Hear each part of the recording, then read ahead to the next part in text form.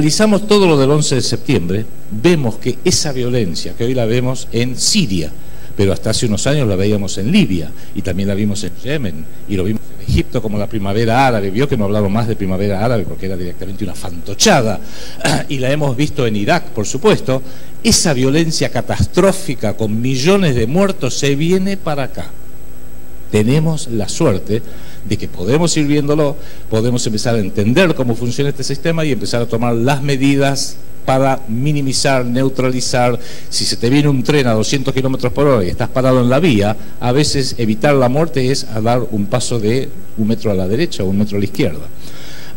Y tenemos nosotros también otra ventaja enorme en este país, y también en este continente, pero en este país muy especialmente, y es que tenemos la doctrina de un señor que realmente es un honor estar acá en este mismo lugar, que era la doctrina de Juan Domingo Perón. La doctrina del punto de vista de la geopolítica de Argentina y de una geopolítica iberoamericana. Era una geopolítica antisistemista. Mi colega Enrique Romero ha acuñado una palabra: somos antisistemistas, y efectivamente estamos en contra de este sistema centrado en la globalización como una ideología. Lo que tenemos que hacer ahora es empezar a darle contenido, porque ninguna ideología puede ser anti. Nosotros tenemos que tener una ideología que sea la ideología del mundo multipolar adecuado a las necesidades de Iberoamérica. Iberoamérica se va a estructurar desde la Argentina, de eso no quepa ninguna duda.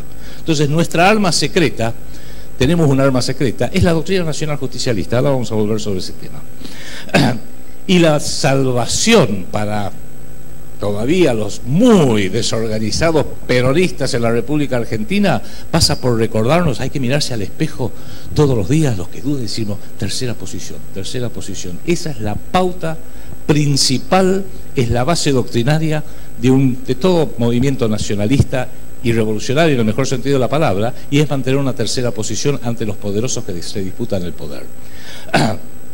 O sea, empecemos por no aceptar las consignas que nos quieren imponer, empecemos por no aceptar que nos quieran imponer a sus enemigos como si fueran enemigos nuestros, tanto los actuales como los históricos, y empecemos por no aceptar sus paradigmas, que serán buenos para ellos, pero son muy nocivos para nosotros. Entonces, si uno empieza a no pensar como el enemigo, si uno empieza a pensar distinto que el enemigo, inclusive contrariamente al enemigo, y cuando digo enemigo, no me refiero a los yanquis o a los británicos o a los europeos, sino a la clase dirigente que ha usurpado el poder en Estados Unidos, en Gran Bretaña y en la Unión Europea, y prácticamente le han lavado el cerebro a buena parte de la gente, porque las tecnologías de la comunicación las dominan ellos, pero gracias a Internet, gracias a YouTube, gracias a pensar. Y eso es bueno. Pensar con el cerebro propio hoy en día es un acto revolucionario, insisto. Pensar con el cerebro propio hoy en día es un acto revolucionario. El peronismo es un movimiento revolucionario, ¿o no? Acá en Argentina, teóricamente, el peronismo no está muerto. Y se puede hablar de peronismo. Insisto, nuestra arma secreta es que, contrariamente a lo que pasa en otros países que han tenido grandes líderes y movimientos nacionalistas, y no se puede hablar de ellos, acá podemos hablar de Juan Domingo Perón y de Eva Perón. Los tenemos acá además. No viene nadie a arrestarlos por portación de gigantografía. No, está todo perfecto. Con lo cual, nuestra arma secreta es que la doctrina escrita y los videos de sus magníficas conferencias, tanto acá como en el exilio en España, están ahí, se pueden divulgar, están en los sitios internet.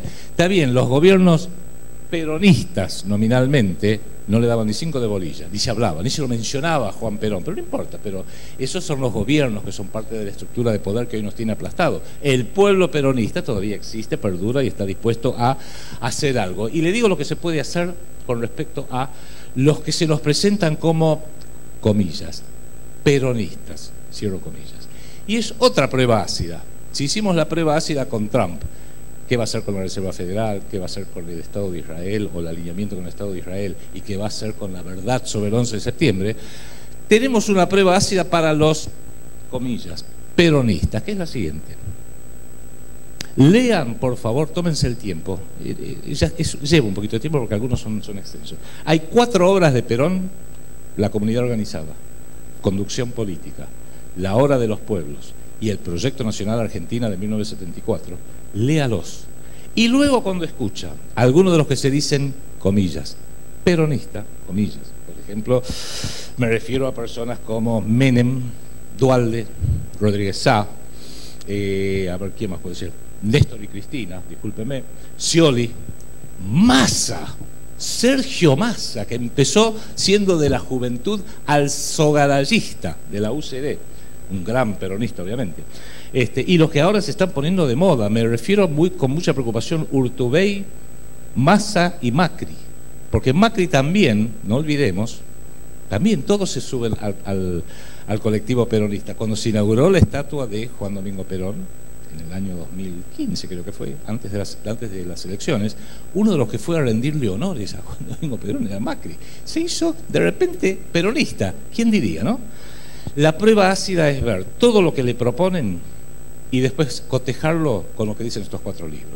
Comunidad organizada, Conducción política, La hora de los pueblos y el Proyecto Nacional Argentino. Y acá hay una trampa terrible. No es que solamente digan contradicciones, es que los ignoran. Ignoran los conceptos que hay en estos libros, ignoran los conceptos geopolíticos, ignoran toda una serie de cosas donde uno en definitiva dice, bueno, entonces lo que están haciendo es, están subiendo al colectivo sin ser honestamente parte de ese colectivo. O sea, entendamos antes que nada que hoy Argentina está ocupada, está derrotada y está humillada. Que nos hayamos acostumbrado no quiere decir que esté bien. Uno se acostumbra a las cosas, el hombre se acostumbra a todo prácticamente, pero estamos justamente ocupados, derrotados y humillados y nos hemos acostumbrado. Empecemos desacostumbrándonos. Y cuando hacemos este análisis que hicimos al principio de cómo opera la estructura de poder, uno empieza a leer entre líneas lo mismo que le digo de los pseudo dirigentes peronistas que ignoran y no hablan de ciertas cosas del peronismo, como por ejemplo no contraer deuda, como por ejemplo forjar la unión continental. No se habla de eso. También uno, que es una forma entre líneas de saber de que no son peronistas. También cuando uno empieza a ver esta estructura de poder mundial, entre líneas empieza a leer lo que no quieren, lo que son los enemigos públicos para ellos. Ya al principio dije, enemigo público número 1, el Estado-Nación soberano. Epa. Enemigo público número 2, la moneda soberana, o sea, empezar a activar la economía sin contraer deuda. Enemigo público número 3, precisamente, rechazar el sistema de deuda y en el caso actual de esta Argentina, que no era la Argentina de cuando siquiera la sacaron a Isabel, el drama argentino, el principal hipótesis de conflicto es la deuda externa y de eso nadie habla. Entonces, eso le tienen pavura, que empecemos a decir, a ver, ¿cómo era esto de la deuda externa argentina? Vamos a investigar, por favor, cuánto le debo a quién y por qué. ¿Cuánto le debo a quién y por qué? Lo mínimo que uno pregunta. Otra cosa que le tienen pavura, que se haga política sin dependencia del dinero. Porque ellos con el dinero dicen, bueno, a ver, ¿quiénes son mis candidatos? Este no me gusta, este. Y para ser cualquiera de ustedes que quiera ser presidente de la República, ¿cómo hace? Porque cualquiera de ustedes tiene el derecho de llegar en el 2019 a la Casa Rosada. Claro, le van a decir, lo que pasa es que hacer una campaña nacional, con televisión, radio, más esto, te sale más o menos $300 millones. Meta. Yo me acuerdo una pregunta que le hicieron a Trump al final de la campaña. Mire, ¿usted ahora cree que le va a ganar a Hillary? Sí, pero mire que la campaña, ella tiene grandes apoyos financieros, Goldman Sachs entre otros, que después ahora está con Trump. Sí, pero ¿usted va a poner su propia plata? Sí. ¿Y cuánto le va? Y calculo unos $250 millones. Lo voy a poner yo. Chau, fin de la entrevista. Que ojo, nuestro actual presidente también. Papá le dice, ¿cuánto necesita figlio más para ser puesto presidente? Y no sé, 100 palos verdes, más sí, toma. Con tal de que no me haga mal lío, toma, avanti, que por lo menos no le destruya Socma, ahora destruye la Argentina. Sepámoslo, que eso también es un terror que tienen, que se surjan movimientos populares que hacen cosas en serio, que es lo que está pasando en Europa, y fue parte del fenómeno Trump. Trump nos deja un enorme valor, y es que todo lo que estaba deslegitimado como teorías conspirativas, pero mira vos si las empresas y los bancos van a manejar el mundo, pero mira vos si George Soros va a levantar el teléfono para hablar con Henry Kissinger, para que lo invite a Hillary Clinton, para que le diga al embajador argentino que tienen que hacer tal cosa con tal inversión. Pero ¿cómo eso es conspirativo? ¿En qué mundo viven ustedes? esa visión del mundo, que es en realidad analizar cómo opera realmente el poder, Trump la legitimó. Que después ahora haga otra cosa, a mí no me interesa. A mí no me interesa. Va a ser cosas totalmente contradictorias y se contradijo tantas veces que nadie se está dando cuenta. Pero por lo menos legitimó eso, y también se está legitimando en Inglaterra, que se salió de la Unión Europea, muy inteligente, aún cuando lo va a ganar probablemente Marine Le Pen, que el hecho de que hayan surgido movimientos nacionalistas, que lo son según el estilo de cada país, porque cada país es nacionalista a su estilo, tanto a lo largo de la historia como en el mundo actual. Cada uno no se puede imitar. No hay nada peor que las malas imitaciones. Es como el bife de chorizo que nos alimenta y la fotocopia del bife de chorizo. No confunda las dos, porque si usted se empieza a comer la fotocopia va a encontrar que en realidad no le alimenta y le cae un poco mal al estómago. Hay que ir al original, y el original es lo que es auténtico. Entonces nosotros, cuando hablamos de un nacionalismo argentino, estamos pensando en las directrices de este señor, pero ojo, que se murió lamentablemente en 1974, era otro mundo. Era otro mundo. Hay que ver, bueno, ¿qué estaría diciendo Perón si estuviera sentado ahí hoy? Imagínense, entra por esa puerta, se sienta ahí, se saca el saco y le decimos: mi general, qué sorpresa, no lo esperábamos. Pero vamos a hacer una cosa, le pedimos un favor, tómese 2 semanas. Ya no hay más 5 canales de televisión en Capital, hay 500 y vienen por cable, HD. Hay una cosa que se llama Internet, usted puede googlear y tómese 2 semanas y ya no está más la Unión Soviética, ya no es más ni yanqui ni marxista, porque ya cambió. A la pucha, le damos 2 semanas y tenemos que decir, bueno, después de 2 semanas, que ya entendió cómo es este mundo, ¿qué nos estaría diciendo este señor? Y va a ser un mensaje muy distinto. Y la doctrina permite reelaborar ese mensaje para el 2017, o alguien quiere repetir el 17 de octubre del 45. Imposible, imposible, porque las cosas no se repiten. Se repiten las tendencias, se repiten los patrones, pero nunca se repite exactamente igual. Por eso no hay 2 individuos iguales en toda la faz de la Tierra. Y lo quinto que le tienen odio este sistema de poder, pavura, son los valores. Que volvamos a los valores tradicionales: la familia, el amor a la patria, el amor al terruño, el trabajo. Este es el templo del trabajo de la República Argentina, en lo simbólico. Es el templo al trabajador argentino. Acá, a eso le tienen pavura, porque ellos no viven del trabajo, viven de la usura. Ellos viven de la planilla Excel, que la cargan, le dice, bueno, Macanudo, $1.000.000, de intereses usurarios. Anatosismo, que es capitalizo los intereses, porque la idea es el modelo Shylock, que nunca se pueda pagar la deuda, entonces con eso los tenemos bien agarraditos a todos. Bueno, eso funciona para ellos, pero nosotros decimos, no, hay que elaborar el trabajo, los valores. Entonces, y con esto sí, prometo, ya terminamos. ¿Cuántos de ustedes vieron la película Gladiador? Que es una flor de película, un peliculón. ¿Cuál era el secreto de Máximo, el general de los ejércitos del emperador filósofo Marco Aurelio? Su secreto era que cuando le querían hacer algo, no lo hacía. El primer personaje que a mí me cae muy simpático es Próximo. Próximo era este tipo que era el que comerciaba en esclavos y los entrenaba para ser gladiadores. Ni bien lo ve, lo quiere hacer pelear con este rubio grandote, y él no pelea. Y el otro le pega, no pelea. Después se hicieron camaradas, grandes amigos, pero voy a pelear cuando yo quiera, no cuando a mí me digan.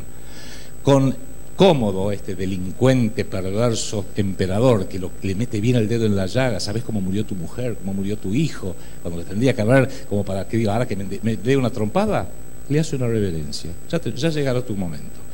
Cuando Lucila, la hermana del emperador, lo quiere seducir, dice, guardias, ya terminé con la señora, llévensela. Tremendo, hace siempre lo contrario y los vuelve loco a todos. Y ahí está el secreto, justamente, entender al enemigo y hacer lo que el enemigo no quiere que hagas. Entonces, por eso tenemos los presidentes y las presidentes que tenemos, porque todos han hecho exactamente lo que el enemigo quiere y el enemigo dice, aleluya, esta es mía. Entonces, que gentilmente Federico me presentó también como fundador de este proyecto Segunda República, que viene a ser esto para el siglo XXI. Lo decimos bajito, porque hay mucha gente que no le gusta, pero no le gusta porque no lo entienden. Pero no importa, estamos en el siglo XXI, hay que cambiarlo. Innegablemente, el proyecto Segunda República dice, aquello que odia a mi enemigo, lo voy a transformar en mis pilares. Primer pilar, restaurar el Estado-Nación soberano, que es la única institución que tiene cualquier comunidad organizada para promover el bien común, defender el interés nacional y garantizarse un futuro necesariamente positivo. Poca cosa. Por eso lo han privatizado, lo han disuelto, lo han pervertido por completo. Hoy no tenemos un Estado nacional soberano. Hoy lo que tenemos es un Estado erosionado y devenido en un ente administrador colonial. Con el agravante que antes la colonia era España y ahora la colonia es una estructura globalizada que ni siquiera tiene una sede. Es como un virus invisible, te está matando pero no lo ves. Por lo menos si me viene a atacar un jabalí, lo veo venir, puedo decir, bueno, me corro. Un virus es invisible, ni siquiera lo vemos. Entonces, lo primero que tenemos que hacer es restaurar el Estado Nacional Soberano. Lo segundo es restaurar la moneda soberana para promover la economía, movilizar la economía sin pagar intereses. Eso es más complejo de explicar, pero hemos escrito un último libro sobre ese tema justamente. El tercero, investigar la deuda externa, a fondo. ¿Cuánto le debo? ¿A quién y por qué? Y guarda, yo acepto que el Estado argentino tiene que pagar, como dijo alguna prócer, somos pagadores seriales, hablando de ella y su difunto esposo. Difunto porque ella mira para arriba, yo prefiero mirar para abajo. Pero la pregunta es, en definitiva, también quiénes son los corresponsables. El Estado es corresponsable. ¿Y los gobernantes que nos metieron en todo esto, vendiendo al país, no son corresponsables? ¿Y los bancos que siguieron prestando cuando saben que Argentina, esto lo explica muy bien Héctor Juliano, parte de nuestro equipo, cuando saben los bancos perfectamente que Argentina, bajo este sistema, no tiene capacidad de repago? Entonces uno dice, pero ¿cómo? Un banco que me preste a mí $1 millón, nunca se lo voy a poder devolver, jamás, y me lo preste igual. Qué raro, che, hay algo que no me cierra acá. Entonces los bancos siguieron y siguen prestando a sabiendas que la Argentina no tiene capacidad de repago. ¿Por qué? Yo lo llamo el modelo Shylock, el mercader de Venecia, el usurero Shylock que hace un préstamo, lo garantiza con la libra de carne de un comerciante, un hombre bien, un trabajador, un auténtico trabajador, Venecia, siglo XVI, y luego, cuando no puede pagar, ¿qué pasa? Dice, yo no quiero que pagues, a mí me das la garantía. ¿Y cuál era la garantía? Una libra de carne. Lo que hoy quieren es la libra de carne, porque la deuda externa, desde la época de los militares ya, cumple la función de que decía, no podés pagar la deuda, te la refinancio. Pero vas a tener que hacer lo que yo te digo, vas a tener que reformar el Estado acá, privatizar acá, operar con no rearmar las Fuerzas Armadas, sí armar esto, hacer esto así, aquello asá, la educación la vamos a cambiar como queremos nosotros y los multimedios me lo vas a vender a y vas a hacer todo, y la deuda, no, la deuda te la sigo refinanciando, no hay problema. ¿A cuánto? A 50 años, lo van a pagar los nietos de tus nietos, a 100 años si querés. Esa es la función. A partir de determinado momento, de determinado nivel, no quieren que le paguemos la deuda. Justamente la trampa está hecha para que sea impagable y esa es la excusa para después hacer lo que quieren hacer con nosotros. Con lo cual, investigar la deuda externa y repudiarla demostrando que el grueso es ilegal, no solamente sería bueno para nosotros, sino que más de un país, calculo unos 120 para ser exacto, que tienen un problema parecido, nos van a escuchar y van a decir, la pelota. Que es algo de lo que hizo Islandia, un país chiquitito, en el sistema bancario, cuando cayeron todos los bancos, hicieron algo parecido. Revolucionario, pero Islandia es chiquita, nosotros somos grandes. O sea que podríamos llegar a tener como aliados millones y cientos de millones de habitantes de todo el mundo que hoy sufren lo mismo de este sistema de deuda. Tercer pilar nuestro, liberar a las instituciones republicanas de la dependencia sobre el dinero. ¿O dónde dice en la Constitución que para ser presidente usted tiene que ser multimillonario y si no lo es tiene que robarse muchos millones y si no se los robó tiene que venir algún narcotraficante a financiarlo? No dice eso, por lo menos la última vez que la leí no decía. Y lo cuarto es volver a los valores. Familia, trabajo, lealtad, honorabilidad, que los hombres se comporten como hombres y las mujeres se comporten como mujeres, y eso es la base de una sociedad sana que sabe a dónde va, sabe de dónde viene y sabe los peligros que está enfrentando y cómo conjugarlos. No es poco, pero es bastante, se puede empezar. ¿Por dónde empezar con eso? Por la Argentina. Aunque Argentina sola de ninguna manera se salva. Argentina tiene que ser el eje ordenador, el eje creador de la Unión Iberoamericana, porque todos los países de nuestra región tienen problemas parecidos, todos los países empiezan a resonar con la doctrina de este señor y con la pasión de esta señora, con lo cual es una forma de ir movilizando estas fuerzas, que hay que movilizarlas y hay que movilizarlas muy urgente, porque no hay tiempo. El tiempo ahora sí se está acabando en serio, porque el mundo se está transformando en algo muy peligroso, y empezar a ser nosotros la columna vertebral para esa patria continental en este venidero mundo multipolar, para que seamos un polo que pueda hablar de igual a igual a Estados Unidos, con Europa y también con Rusia y China, que por más que son aliados transitorios ahora, si un día se dan vuelta tenemos que tener mucho problema, mucho cuidado. ¿Cuál es la clave inicial? La que marcó Perón. Tiene que haber un acuerdo inicial entre Argentina y Brasil, y en segunda instancia Chile, pero muy especialmente entre Argentina y Brasil. Argentina y Brasil tienen que hacer lo mismo que hicieron Francia y Alemania después de la Segunda Guerra Mundial, cuando se miraron y dijeron, che, 3 guerras nos hicimos pelota y ahora los que ganaron son los rusos y los norteamericanos. Pongámonos de acuerdo, y empezaron, me refiero a Charles de Gaulle de Francia y Konrad Adenauer en Alemania, empezaron a hacer lo que hoy es la Unión Europea, que después se desvirtuó por otras razones, pero que la idea era buena, fue el inicio de una Unión Europea. Esa es una clave que nosotros podemos también tenerlo presente. ¿Cuándo? Hay que hacerlo ya. Tiene que haber un salto cualitativo y paradigmático para darnos cuenta que un país que tiene presidentes absolutamente traidores, legisladores fofos y estúpidos y jueces garantistas de los derechos de todo violador, todo ladrón y todo chorro, con eso no podemos hacer la Argentina. Por eso hablamos de una segunda república. ¿Por qué? Porque esta no hay forma de reformarla. Estamos reclamando una auténtica revolución para forjar una segunda independencia argentina. Entendámoslo, que este despertar se va dando gracias justamente a estas nuevas alternativas que tenemos de multimedios. Con lo cual, básicamente en la mochila tenemos la doctrina nacional justicialista, inspirados por, acá lo puedo decir en este salón, por Perón y por Eva, con la fuerza de los trabajadores, no de los usureros, no de los banqueros, no de los CEOs, me refiero a los auténticos trabajadores, con un pueblo que sienta un renovado amor por nuestra patria argentina, que no es una declamación, por su historia, por su gente, por su estilo, no aceptar todo lo que viene de afuera antes y sabiendo que después nos está destruyendo con la droga, bueno, con todos los flagelos que ustedes conocen, no hay ninguna necesidad siquiera de repetirlos, y con una inquebrantable voluntad de lucha. Ahí sí están dadas las condiciones para recuperar nuestra Argentina, y esas fuerzas están latentes, listas para ser despertadas y ponerlas en acción.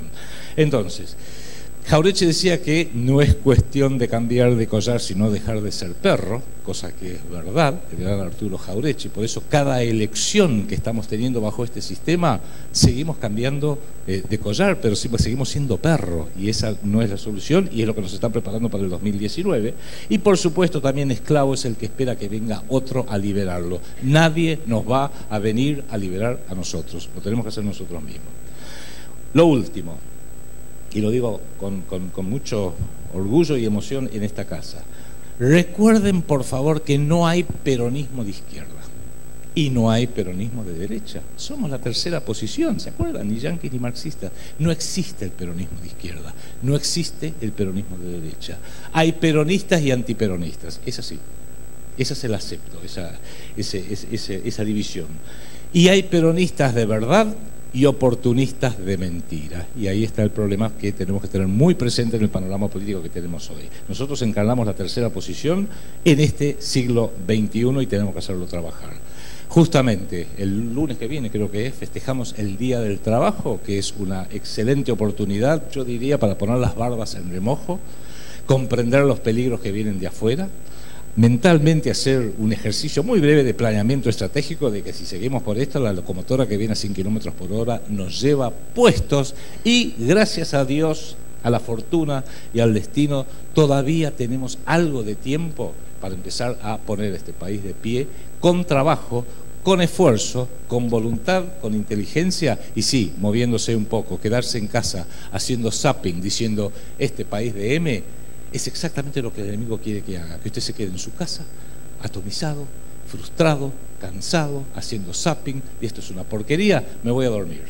Le tienen pánico que empecemos a salir a las calles, les puedo garantizar. Por eso les agradezco muchísimo toda la atención y el esfuerzo que hicieron de venir hasta acá. ¡Viva la patria! Bueno, les agradecemos a todos y va a haber una próxima. Muchas gracias por venir,